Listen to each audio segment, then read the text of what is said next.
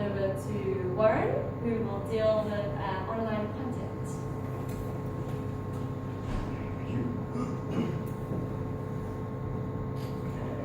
How's everyone feeling? Still awake? It's better than expected. Alright, so I'm going to be discussing your online content. And I know straight off the bat that for a lot of people that's sort of a scary word, and for a lot of people it's not at all. So wherever you are on the spectrum, hopefully by the end of this, you'll feel a little more comfortable with it. So the first step really is, what is it? Because wherever you go on the internet, you get different definitions of what content is. So let me give you the absolute core of it. All content is everything. Nice and simple.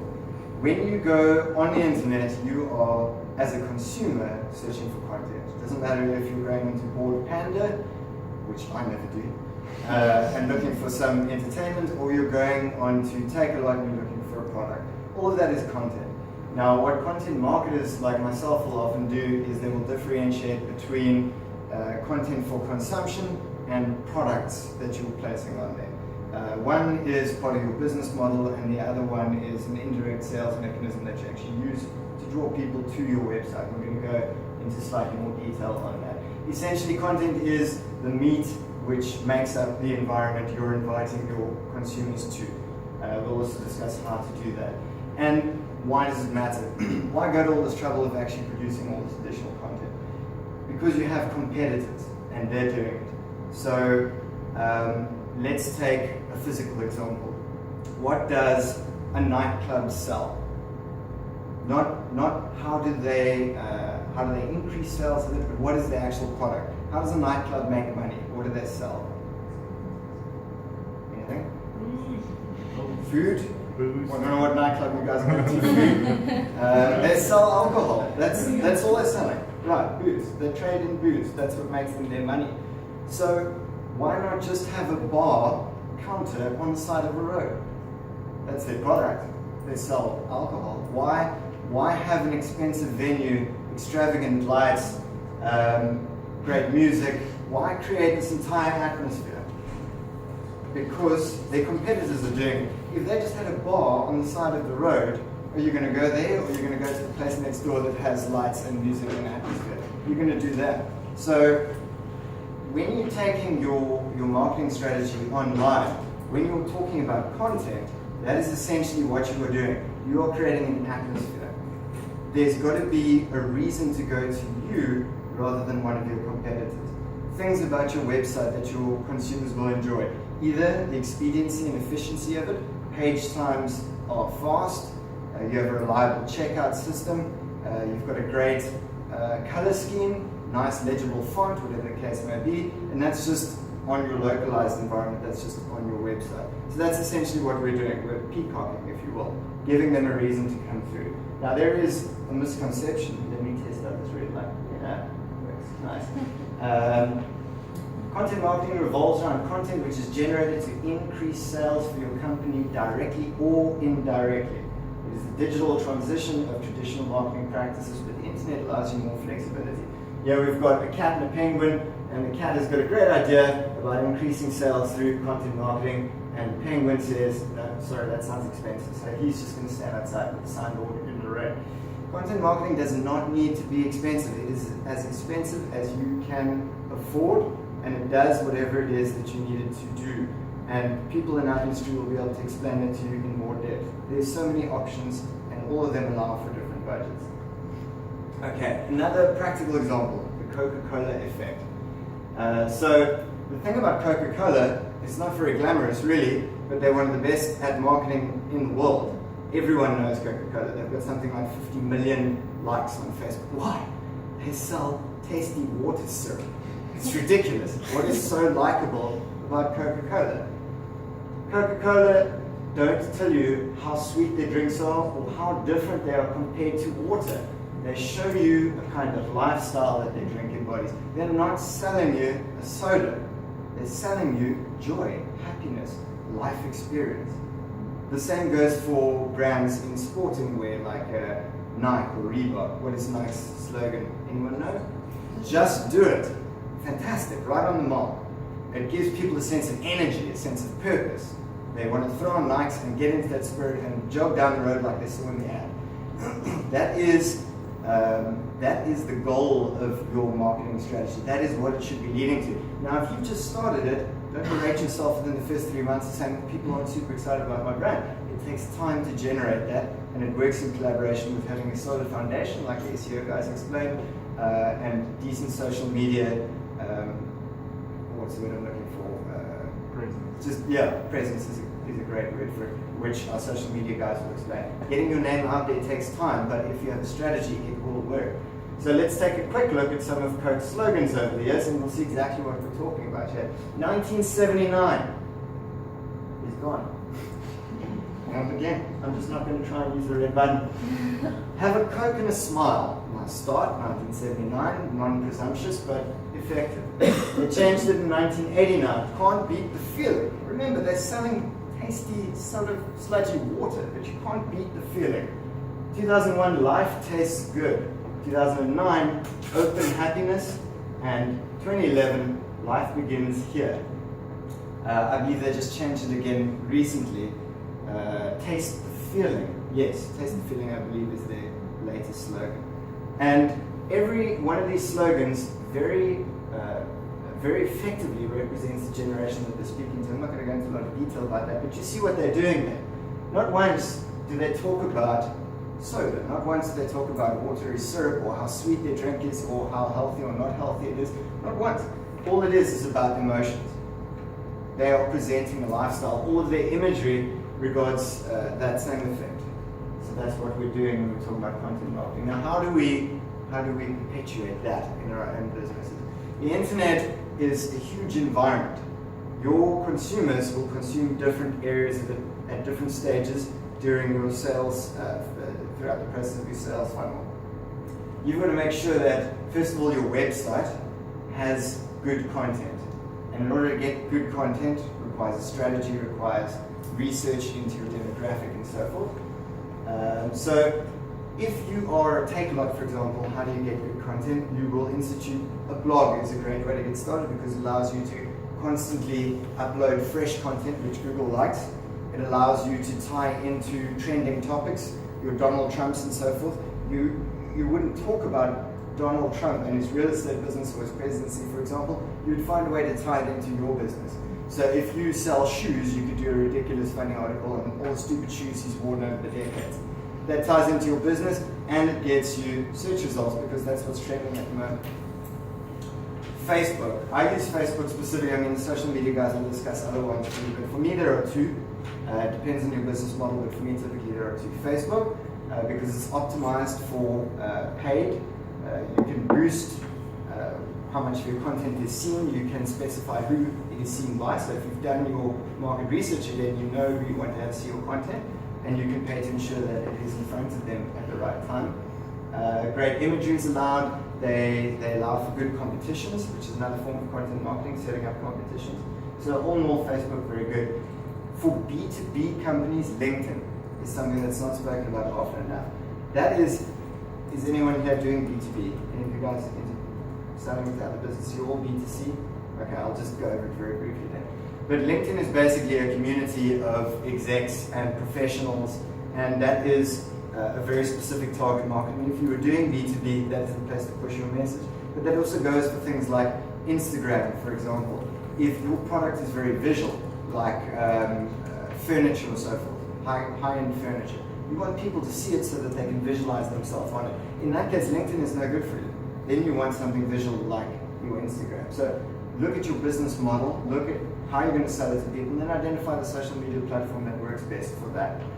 An e-newsletter costs almost nothing, and it allows you to put forward your special offers, your latest products that you want to emphasize directly through to people who have signed up for it, which means you're already halfway there. They're already interested in your brand, in what you're offering, and you can market directly to them. You can also put polls and surveys in an e-newsletter, which allows you to get feedback back from your customers.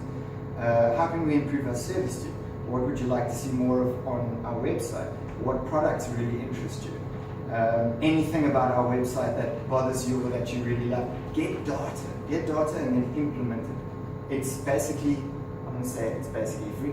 It's close to being free with a new newsletter by comparison. Third-party publications.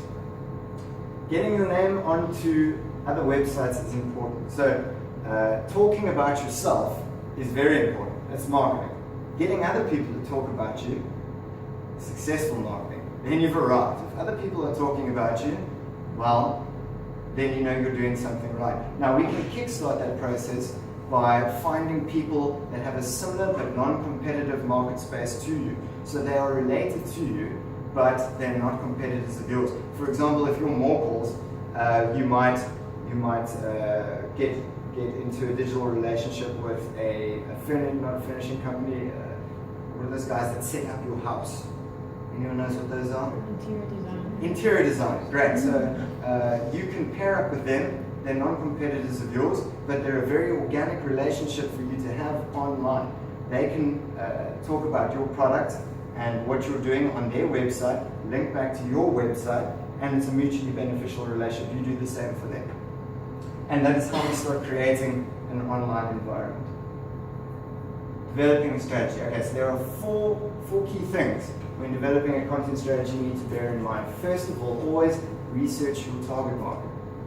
Now, I'm going to go into more detail about that in the next and hopefully last slide. Essentially, you need to know who you're selling to. So many companies during the course of my career start up and have no idea who they're selling to.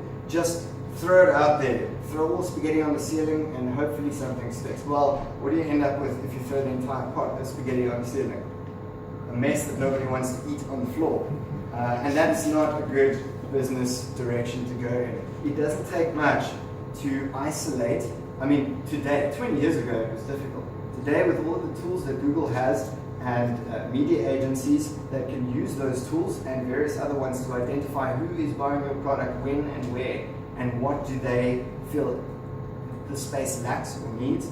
All of that data, females 25 to 45, living in this province, that province, males of a certain with certain job titles. Whatever the case may be, we need to isolate who we're selling to. Establish your tone and USPs. Before you start publishing content, you've got to identify how you want to talk to people. If you look at someone like Nando's, they've got a very different tone and space to KFC. Same sort of industry, completely different entity. Now, why did they do it that way? In brief, because it makes them stand out completely. Their ads get banned all the time, but even that makes them more popular. People love it. So identify your tone and your USPs. Let people know what your unique selling point is. Why should they buy from you? You make furniture, that guy makes furniture. What's great about your furniture? Create a schedule and stick to it. Very important, especially if you're running a blog, that you isolate your resources. How many staff do I have that can write for this blog? How often should I publish? What time are people typically consuming content in my industry? Does everyone log on to their Facebook at 2:15 or lunchtime or on Saturday or a Sunday? Just make sure once you've started, you keep publishing the same time and day of the week. Identify and nourish strategic partnerships. We've already touched on that. That is setting up affiliates for yourself where you've got a give and take relationship which both of you benefit from. It's non-competitive. The most expensive mistake to hit this point home is generating content without a plan or data. It is an almost certain way to lose money and get frustrated with the entire process. And at the same time, if you do this, you're bound to make learning mistakes. Now, school fees can be high or they can be low. We all make mistakes while we're learning to do something new. Those can be big mistakes, or you can limit them to small little mistakes. And that all comes with having an effective plan beforehand. You don't know what you don't know. Nobody does. The only way to know for sure is to get cracking and see how it goes. But you can limit your error, your margin of error, by doing some strategic research first. And I think that's pretty much it from me. So thanks, guys. I'm going to open the floor to questions for myself, Laura, and Regan, so the technical guys as well, if anyone has anything they'd like to ask. Great. Good job. I do have a question. Yeah. I don't know who this would go to. About blogging, With blogging, is it very important from Google's perspective that you share your blogs onto your social media? I mean, does Google like that specifically, or does it not care? I think it's more, and the technical guys might have a slightly different answer, but I think it's more that, first of all, it makes sense because you are getting the most out of a single piece of content that you've created, so it's cost effective for you to curate content is the terminology there. You've already made this piece of content, you may as well push it out on different platforms and get the most bang for your buck, essentially. In terms of signals from Google, if it does well on your social media posting, if it gets a lot of traffic through, and we've seen this with many clients, then obviously the post that everyone is heading to, because now suddenly it's got all this additional traffic which it didn't have before, is going to get a boost in the search engine ranking. So essentially, whether it's indirect approval from Google, that's probably more the case. It's a positive ranking signal, it definitely is. Yeah. And we use it a lot to like drive traffic to the site as well. So we rely on organic, obviously once you've optimized, and then we use it as a social traffic driver as well to all the platforms. And also just to add on that, there's also potential that other bloggers and other people are going to find the content and they'll want to link to it directly. So creating those links to the content, that's going to help directly with Google search engines. And if one doesn't do that on a regular basis, say for instance, you're not particularly proud of the blog that you've written this time around. Why did you post it? You don't necessarily want this week's blog to go into social media. Does that affect, will Google somehow penalize you for not being very regular in your publications? No, look, I think your readership might penalize you because they went onto your website expecting to get the latest piece of content that you've posted. They expected it from you. But in terms of Google, you're not going to get No. anything. That's on Google's No, side. you're not going to get a penalty. Right, thank you for that. Question, anybody else? How will digital assistants start affecting SEO? Digital assistants. Yeah, so like Siri. I think that's probably a question for the technical guys. Digital Yeah, of assistants course. like Siri. Yeah, so we don't generally search anymore, we're just asking our phones. Well, yeah, that's going to be a different algorithm altogether, eh? But then at the moment, we actually focus on text because I think the voice and stuff that the whole new algorithm makes that we're not yet incorporating. Because what we know now is that the algorithm can crawl through text and they cannot crawl through images and videos. So you have to add some extra code and actually interpret what that is as well. So maybe it's going to be a mix. I'm not sure whether it's going to be a voice to text kind of thing that's how it picks up the text that you're using, because I know with Google they've got Google Voice and Google Now that you actually use your Google Assistant. So it's actually something that's new. So maybe it's actually the voice to text that works there, and then the product knows what you actually want. It also does depend which search engine you've got your voice assistant set to use. So Siri, I think, uses Bing, right, as default. Yeah. So whatever's optimized for Bing, Siri will find. Where Google Now is optimized for Google. So whatever you search for through Google Now or Google Assistant is going to use Google to give you your results. So I don't know if technical will affect voice because the voice API is just hooked into the search results anyway.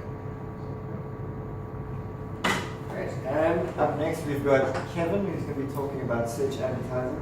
As you'll see, he has a longer beard than me, which means he's probably right. That lovely introduction there, Warren. So I'm talking about the first paid media channel, which is search. Definitely my favorite channel.